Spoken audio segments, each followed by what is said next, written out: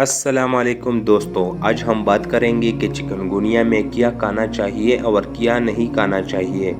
सबसे पहले बात करते हैं कि चिकनगुनिया क्या है और ये किस वजह से होती है। इस पे मैं पहले भी 2-3 वीडियोस बना चुका हूँ, जिसका लिंक मैं डिस्क्रिप्शन में दे दूँगा और आपको ऊपर आ जाएगा।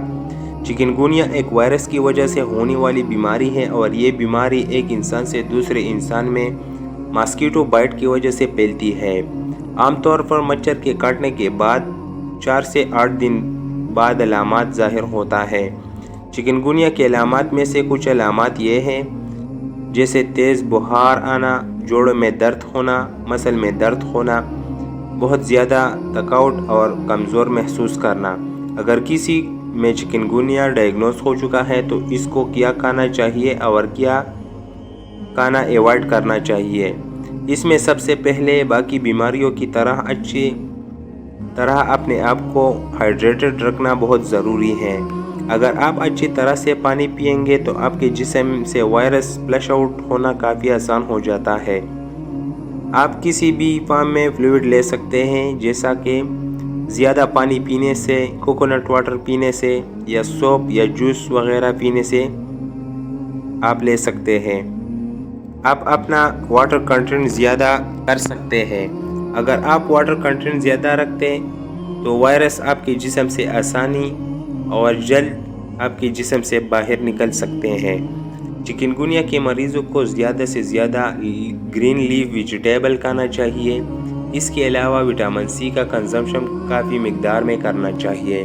विटामिन सी आपको लेमन और ऑरेंज में काफ़ी मिकदार में मिल जाता है। इसके अलावा जितने सिट्रिक फूड है इसमें विटामिन सी मौजूद होता है। इसके अलावा ओमेगा 3 फैटी एसिड का कंजम्पशन भी इन लोगों का काफ़ी मिकदार में करना चाहिए। इससे सूजन और सोजिश कम हो जाती है और ये आपके जॉइंट पेन में कमी ला सकते हैं। प्रोटीन को भी सही तरीके से कंज्यूम करना चाहिए। प्रोटीन आपको मुख्तलिफ़ किस्म के दालों से मिलता है। ओमेगा 3 आपको लेग्यूम में मिल सकता है। चिकनगुनिया के मरीज़ों को शुगरी फूड से परहेज़ करना चाहिए।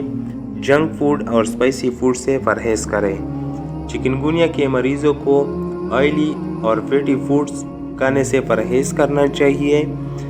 जब ये मरीज़ फ़िश को कंज्यूम करना चाहते हैं तो कुछ फ़िशेस ऐसे होते हैं जिनमें ओमेगा 3 फैटी एसिड के कंटेंट ज़्यादा मिकदार में मौजूद होते हैं, जैसा कि सैल्मन, मैकरल फिश।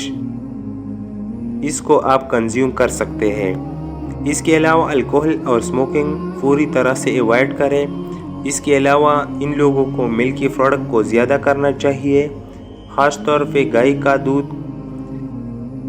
इससे आपको काफ़ी आराम मिल सकता है। अल्लाह हाफिज़।